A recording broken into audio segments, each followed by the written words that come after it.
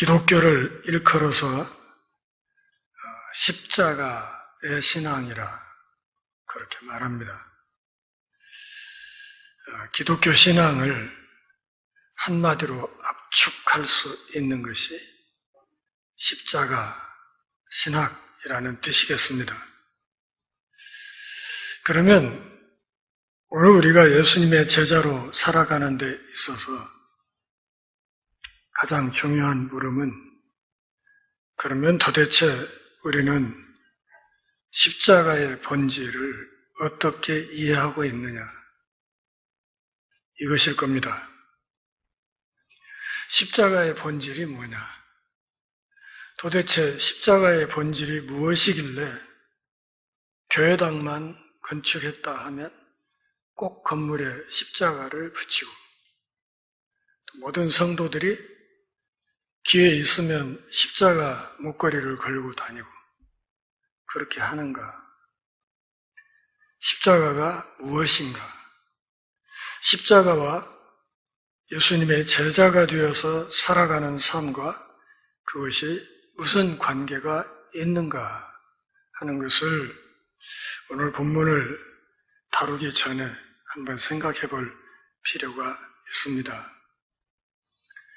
십자가의 본질과 십자가의 정신을 여러 방식으로 또 여러 내용으로 정리할 수 있겠지만, 특별히 오늘 주어진 마태복음 16장 21절부터 28절까지 이 말씀과 관련해서 십자가의 핵심 정신을 요약한다면 그것은 하나님을 향한 순종이라 이렇게 말을 할 수 있겠습니다. 오늘 본문에서 말하고 있는 십자가의 핵심 본질은 다른 것이 아니라 하나님을 향한 순종이다. 예수님이 성부 하나님의 뜻에 순종하기 위해서 십자가를 지셨던 것처럼 그 예수님의 제자가 되는 사람들 역시도 하나님의 말씀 그리고 하나님의 뜻 앞에 순종하는 삶을 살아야 된다. 그리고 그것이 참 제자의 길이다. 이렇게 오늘 본문에서 이야기를 합니다. 21절부터 23절까지 이 말씀은 메시아이신 예수님이 죽고 부활하실 것을 예언하는 말씀이고, 그리고 24절 이하 마지막 절까지는 제자도의 본질 그리고 제자도의 핵심에 관해서 예수님이 설명하시는 내용입니다. 오늘 본문이 그래서 크게 두 덩어리로 짜여 있다, 이렇게 보시면 되겠습니다. 21절 같이 읽어보시죠. 이때로부터 예수 그리스도께서 자기가 예루살렘에 올라가 장로들과 대제사장들과 서기관들에게 많은 고난을 받고 죽임을 당하고 제3일에 살아나야 할 것을 제자들에게 비로소 나타내셨다. 이때로부터라는 말은 무슨 말이에요? 본문 앞에 있었던, 그러면 너희는 나를 누구라 하냐? 이렇게 물었을 때 예수님이, 베드로가 뭐라고 대답했습니까? 주는 당신은 그리스도시요 살아계신 하나님의 아들입니다. 그 이야기를 듣고 예수님이 요한의 아들, 요나의 아들 시몬아, 네가 복이 있다. 하나님께서 너에게 그 사실을 계시하셨구나. 하나님의 계시를 통해서 네가 그 사실을 깨우쳤구나. 이렇게 기뻐하시고 이어서 내가 이 반석 위에 나의 권세를, 나의 교회를 세울 것인데 음부의 권세가 이기지 못할 것이다. 이렇게 말씀하시면서 이 반석 같은 신앙 고백 위에 당신의 교회를 세우겠다는 거예요. 반석 되신 그분 위에 이 땅의 교회를 세우시겠다는 것을 명확하게 말씀하신 바로 그때부터라는 말입니다. 본문 21절 뒷부분에 보면 비로소라는 말이 나오죠. 이것은 예수님의 당신의 십자가의 고난과 죽음을 명시적으로 최초로 말씀하셨다. 그런데 지금까지는 내가 죽어야 된다, 부활해야 된다, 이런 이야기를 한 번도 말씀하신 적이 없는데 오늘 본문에서 최초로 제자들 앞에 내가 어떻게 죽을 것인지 또 어떻게 부활할 것인지 이것에 대해서 처음으로 말씀을 하셨다 하는 것입니다.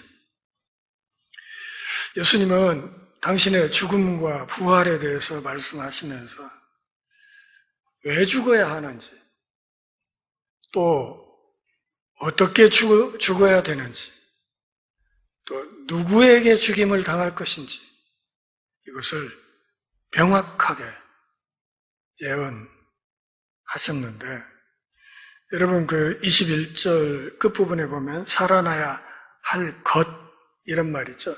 살아나야 할 것. 이 말이 헬라어 성경 원문에서는 헬라어 데이라는 말입니다. 근데 헬라어에서 이 데이라는 말은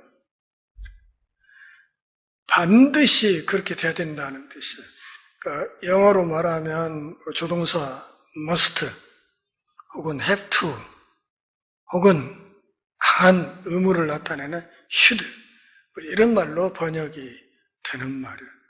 그래서 이 말을 이 데이라는 헬라어를 살려서 정확하게 번역해야 된다면 살아나야만 할 것을 만자 하나를 추가하는 것이 저보고 번역하라고 하면 그렇게 번역을 하겠습니다.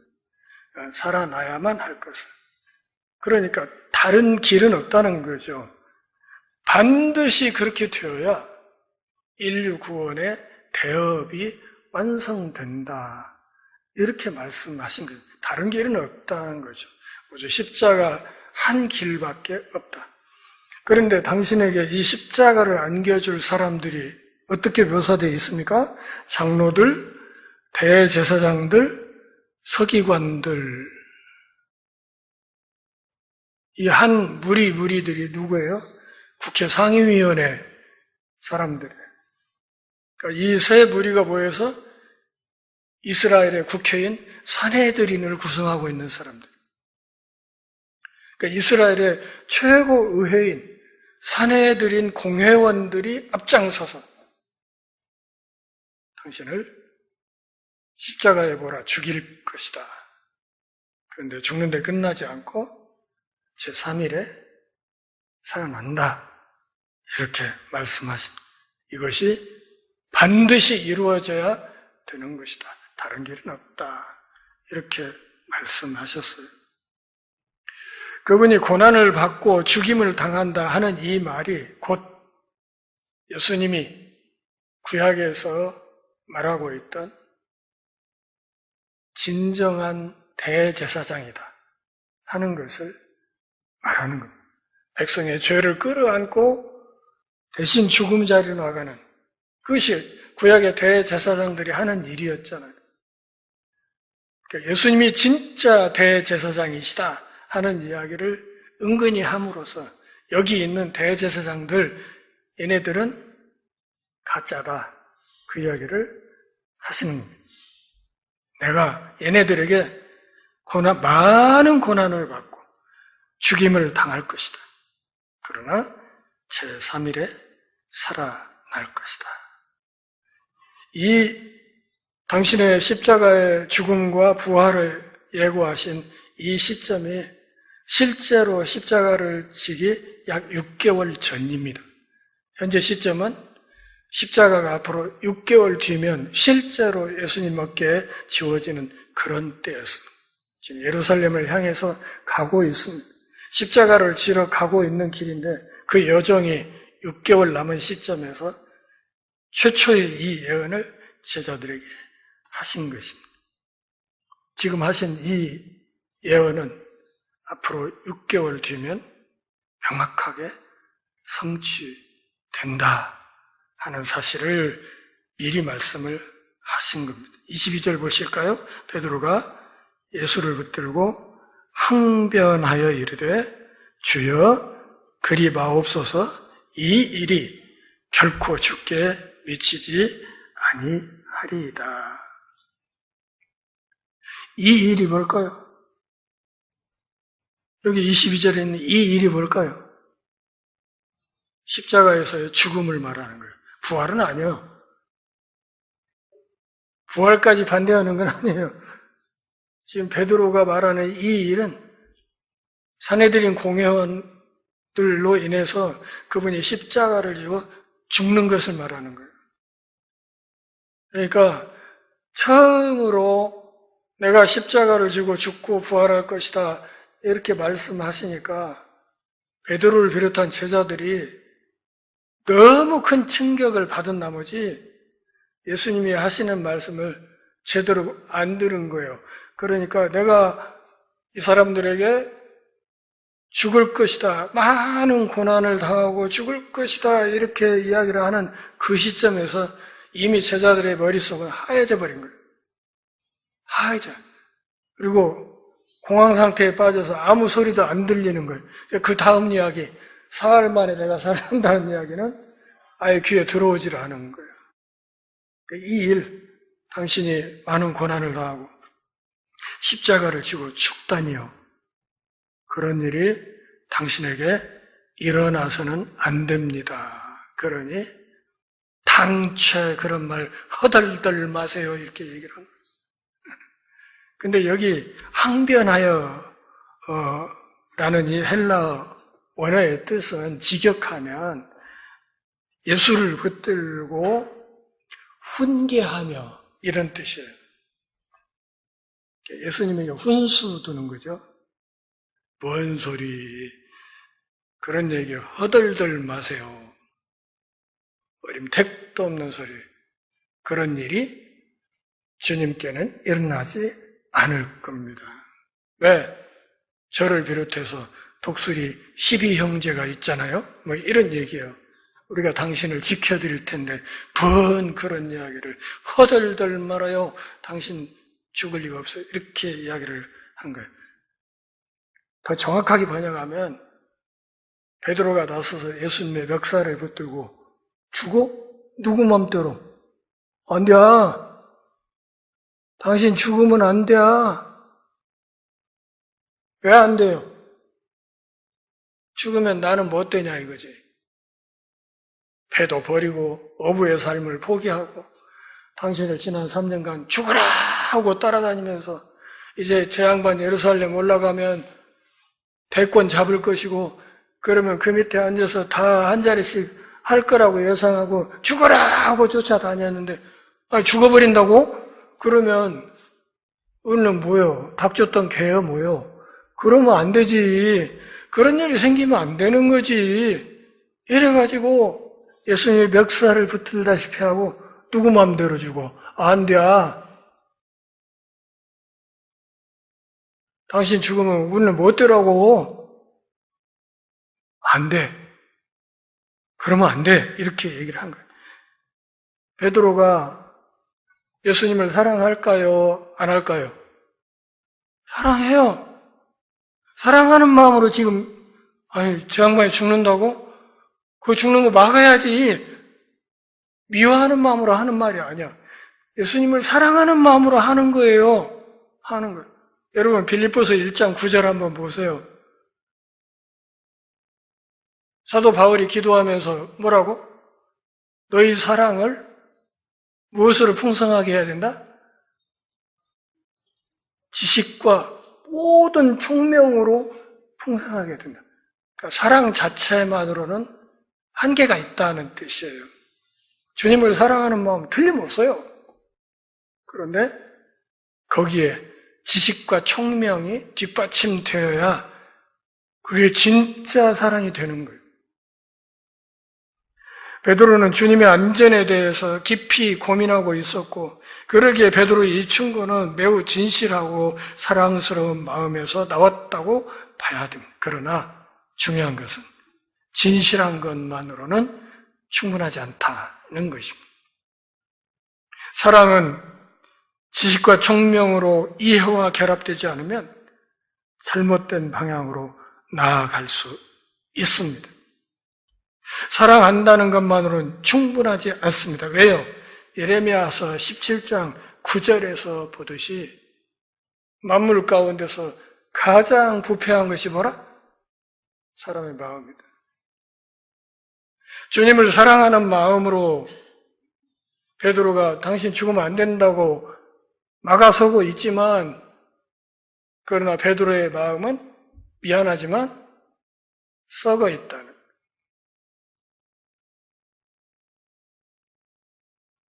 그래서 예수님의 안위와 더불어서 무엇까지?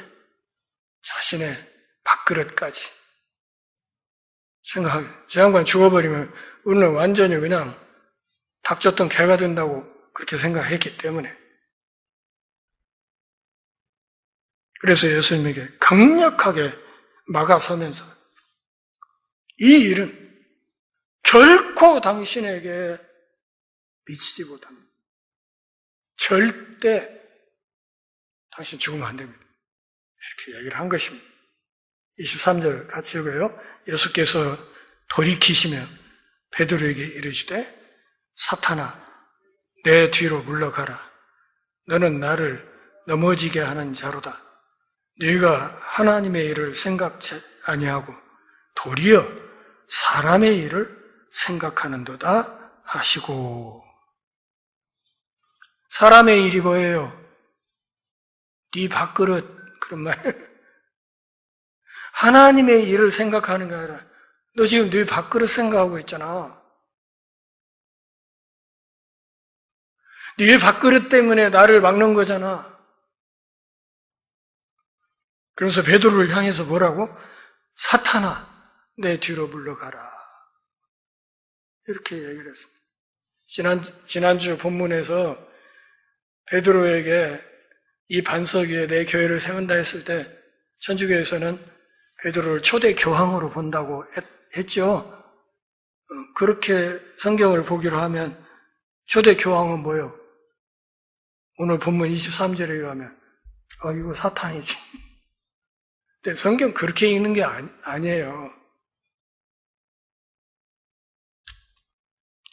사탄아 내 뒤로 물러가라 하는 이 말은 지금 사탄이 예수님의 정말 아끼는 제자인 베드로를 통해서 예수님의 십자가 사역을 방해하고 있다는 뜻입니다.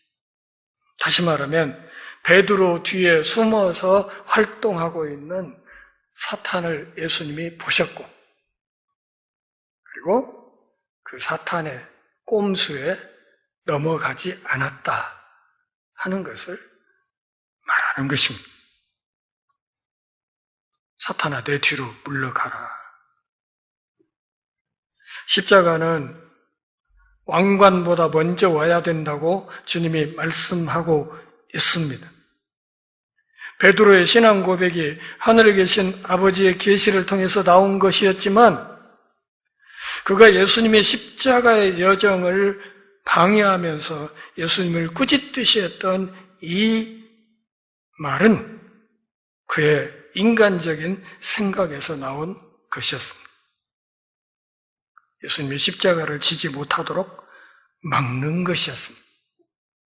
그래서 예수님은 베드로 뒤에 있는, 베드로를 붙들고 장난하고 있는 사탄을 향해서 내 뒤로 물러가라고, 내 앞길 막지 말라고 그렇게 호되게 책망하고 있는 거예요. 야, 너는 베드로다. 내가 이 반석 위에 나의 교회를 세울 것이다. 그렇게 극찬을 했던 상황과 지금 베드로를 향해서 사탄아 내 뒤로 물러가라 하는 이 말이 어떻게 조화가 됩니까? 이해가 잘 되세요? 이렇게 잘 어울릴 것 같습니까? 안 맞죠? 앞뒤가 맞지를 않습니다. 마태복음 4장 8절부터 10절까지 말씀, 이미 우리가 살폈던 말씀이죠. 예수님이 광야에서 마귀에게 시험받던 이야기. 그때 마귀가 했던 것이 어떤 이야기예요? 고통 없이 나한테 절 한 번만 하면 세상을 다 얻을 수 있다. 이런 거였죠. 고통 없이.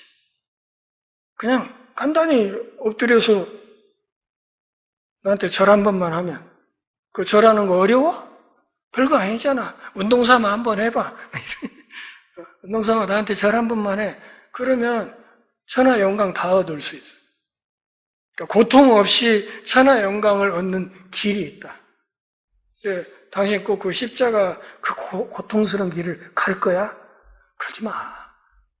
편하게 가는 새길이 있어. 이렇게 유혹했는데 예수님이 왜 넘어갔습니까? 안 넘어가고 여기까지 온 거예요, 지금.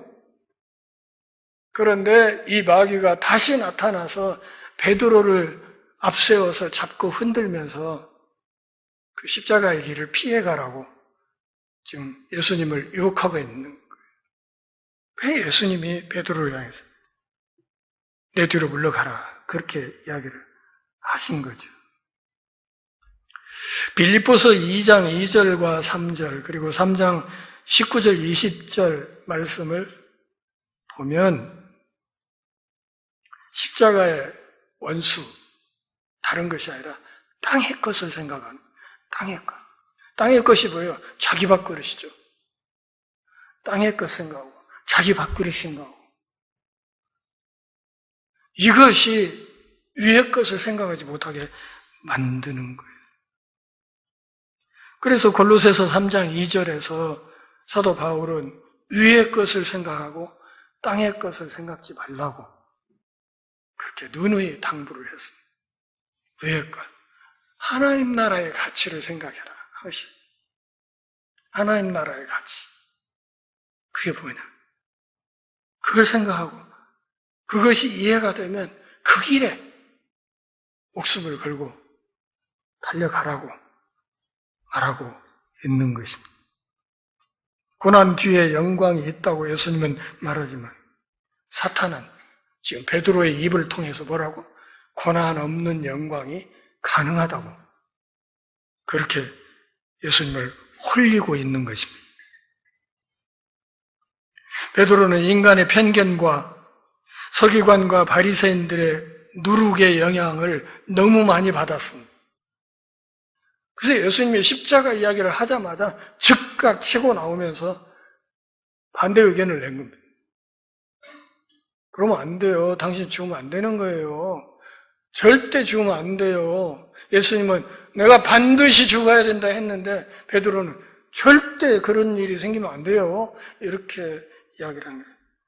예수님이 가는 길을 막아선 것이죠. 교회 사역을 방해하는 많은 요소는 다른 누구보다도 여전히 그리스도를 주로 고백하면서도 세상의 태도와 사고방식을 포기하지 않는 명목상의 그리스도인들로부터 비롯되는 것입니다. 다시 말하면 양다리 신자. 또 다시 달리 말하면 나이롱 신자. 또 달리 말하면 무늬만 신자. 이 사람들 때문에 교회 사역이 힘을 얻지 못합니다. 분명히 신앙인 같아. 몸짓은 그러는 것 같아요. 근데 중심에서는 여전히 자기 밥그릇 생각을 놓칠 못해. 결정적인 순간에는 밥그릇이 그 사람의 갈 길을 정해버려요. 저는 그런 사례를 한두 번 본 게 아니에요. 가슴이 아프죠?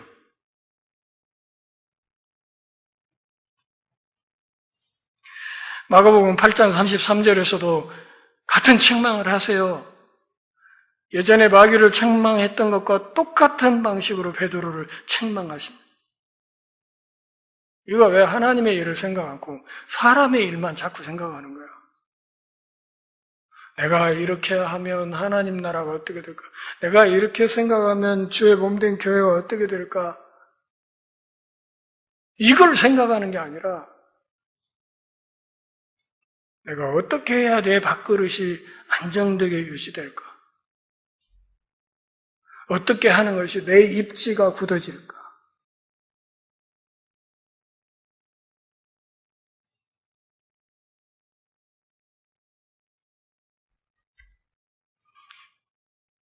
마태복음 4장 10절에 있는 사탄아 물러가라 하는 이 말은 내 뒤로 물러가라. 더 정확히 말하면 내 눈앞에서 사라져라. 내 눈앞에서 사라져라. 메시아가 고난을 당하는 것이 하나님의 계획인데 지금 베드로가 그것을 막아서고 있는, 사단에게 종로로 다면서 주님이라고 고백했던 예수님의 그 십자가 행을 막고 서는 거예요. 6개월밖에 안 남았어요. 제자들을 마지막으로 가르치고 담금질해야 될 시간이 6개월밖에 안 남았어요. 마음이 급해. 그래서 가이사랴 빌립보에서 물어본 거예요. 너희는 나를 누구라 하냐고. 정답이 나왔어요. 기뻐하셨어요. 근데 곧바로 이어서 이제 이쯤이면 내가 내 고난에 대해서 십자가의 죽음에 대해서 얘기해도 되겠구나 하고 말씀을 꺼냈더니 단칼에 반대가 들어온 거예요. 안 돼요. 그러면 안 되지. 당신 죽어버리면 우리 뭐더라고. 24절부터 24절 이하에서 제자의 길에 대해서 다시 설명을 하기 시작해요. 그러니까 이것은 지난 3년간의 예수님의 가르침을 압축하고 해서 엑기스만 지금 제자들에게 다시 전달하는 거예요. 너희들이 내 제자가 되겠다고? 그러면 이렇게 해야 돼. 이런 말씀이죠.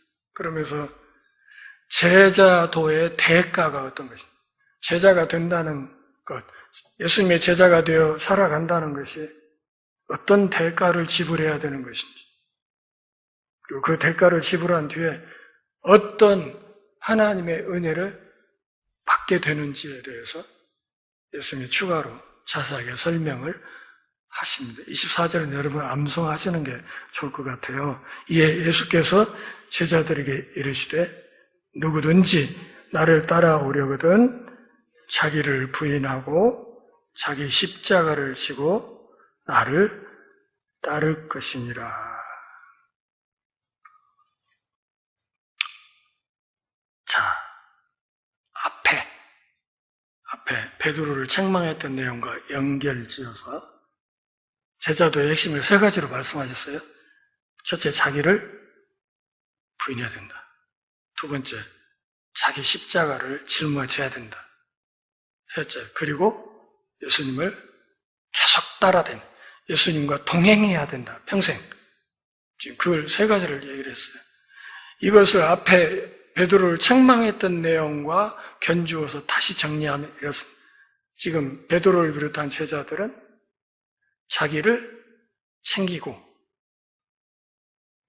자기를 부인한 것이 아니라 자기를 악착같이 챙기고 자기 십자가를 안 지고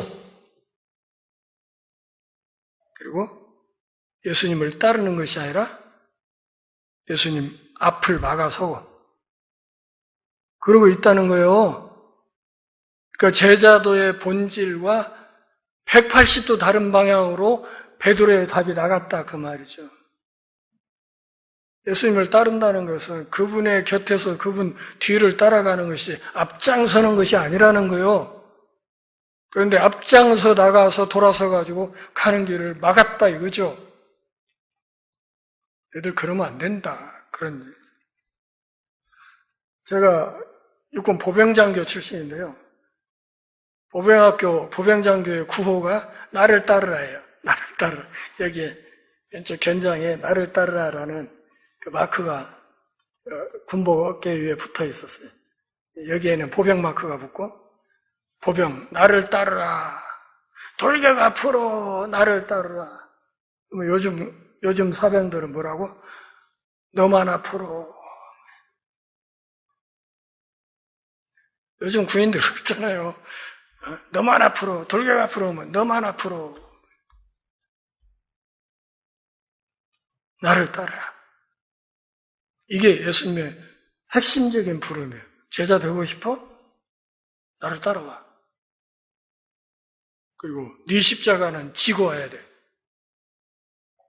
그러려면 너를 부인하지 않으면 이 길 못 올 거야. 이런 얘기예요. 너의 야망을 포기하지 않으면, 야망을 포기할 뿐만 아니라 너의 십자가를 지고 죽음을 각오하지 않으면, 그러면서 나를 끝까지 목숨 걸고 따르지 않으면 나의 제자가 되지 못할 거야. 이렇게 말씀해요. 무슨 뜻이에요? 스승인 예수님을 본받고 그분의 가치를 받아들이라. 그럼 그분을 본받고 그분이 십자가를 향해 돌진했듯이 제자된 사람의 삶도 자기 몫의 십자가를 향해 돌진하는 삶이어야 돼. 죽으면 죽으리라. 죽어야 부활이 있지. 그렇잖아요? 안 죽었는데 어떻게 부활이 있어요? 자기 십자가는 제자도의 대가를 말하는 거예요. 그래서 아까 서두에 말씀드렸듯이 십자가의 본질이 뭐라? 순종이라는 거예요. 예수님이 성부 하나님의 뜻에 순종해서 그 십자가의 길을 갔어요. 겟세마네 동산에서 기도하죠. 이 잔을 내게서 제가 이거 꼭 받아야 되겠어. 답이 없어요. 아무리 기도해도. 그러니까 그럼 이 잔이 제가 마셔야 없어지는 잔이면 그냥 제가 마시겠습니다. 제 뜻대로 마시고 아버지 뜻대로 이루어지기를 원합니다. 그리고 십자가를 향해 갔잖아요. 제 뜻대로 마시고 이게 뭐예요? 자기를 부인한 거죠. 25절부터 28절까지 십자가를 져야 되는 이유를 한 3가지 정도로 압축해서 이야기합니다.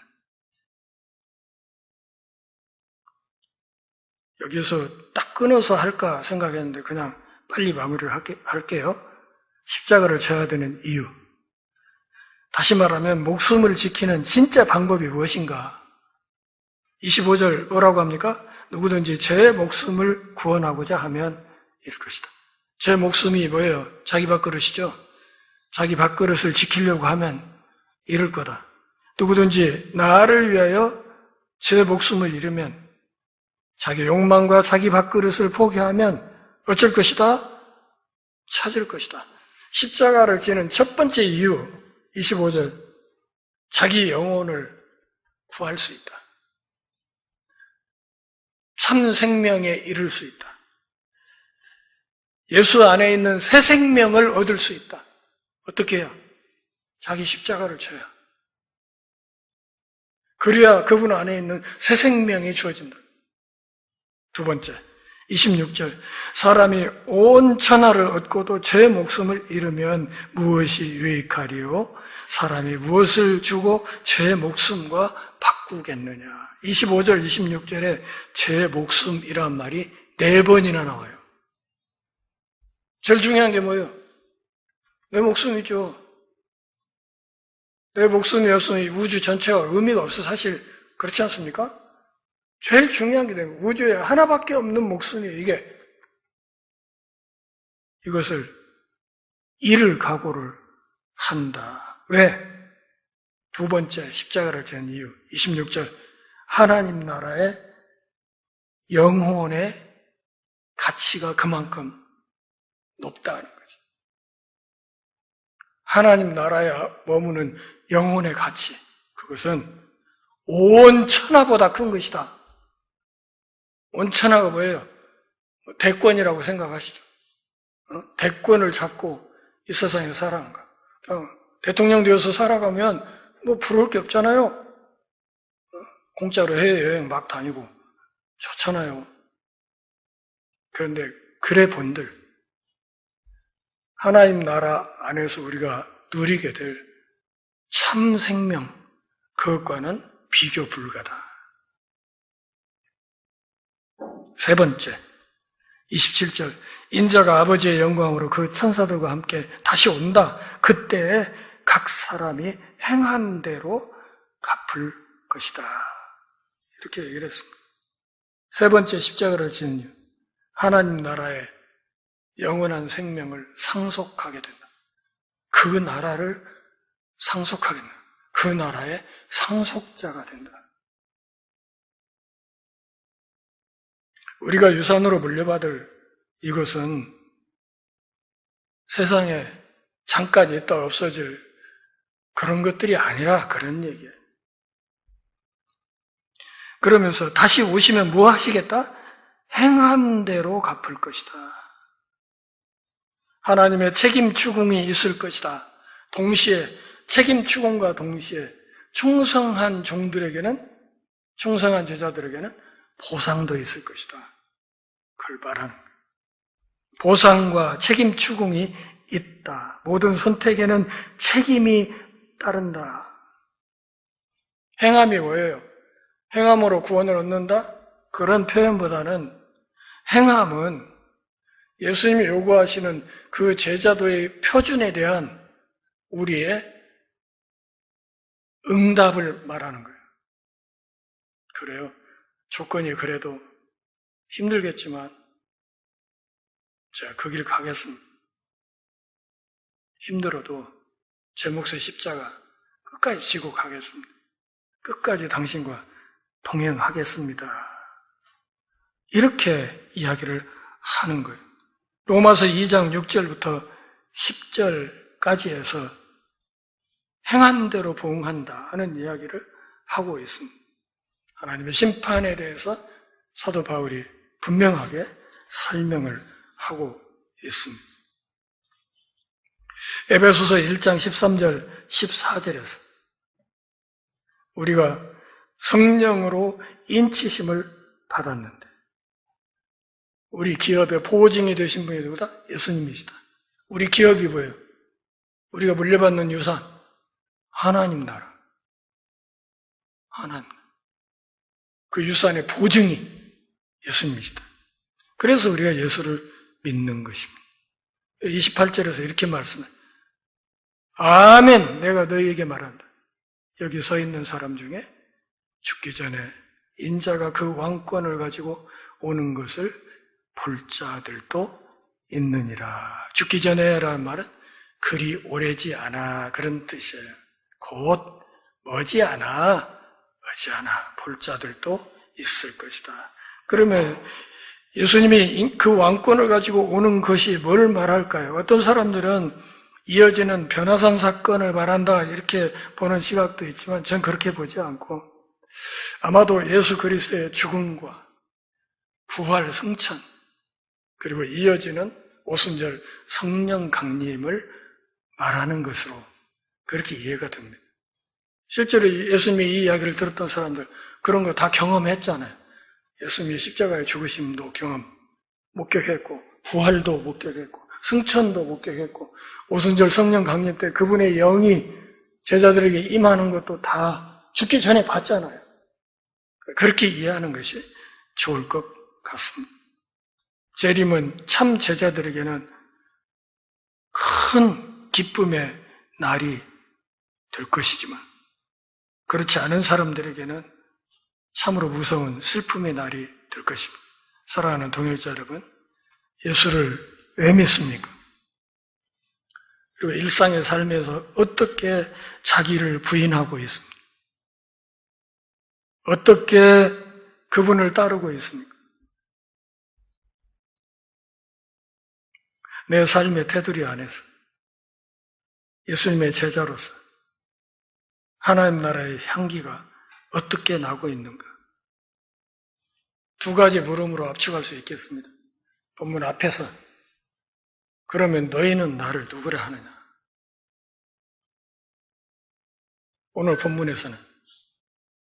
그러니까 너희는 나를 어떻게 따르느냐? 오늘 본문에 깔린 예수님의 질문은 그런 거예요. 그러면 너는 나를 어떻게 따르느냐? 자기를 부인하냐? 자기 몫의 십자가를 지냐? 그러면서 끝까지 나를 따르느냐? 나와 동행하는 삶을 사느냐? 이것을 묻는 것으로 보입니다. 우리 모두가 한 사람도 예외 없이 예수 그리스도를 끝까지 자기 몫의 십자가를 지고 따르는 신실한 제자들이 다 되고 그날에 주님 앞에 섰을 때 착하고 충성된 종이라 모두 다 칭찬 들을 수 있기를 바랍니다. 기도하겠습니다. 하나님 아버지, 오늘 또 주의 말씀 앞에서 우리 신앙의 옷깃을 다시 여밉니다. 네가 참 제자냐고 물으시는 주님 앞에 두렵지만 담대하게 아멘, 제가 주님의 제자입니다 고백하는 하나님 나라의 복된 백성들 다 되게 하옵소서. 예수님의 이름으로 기도합니다. 아멘.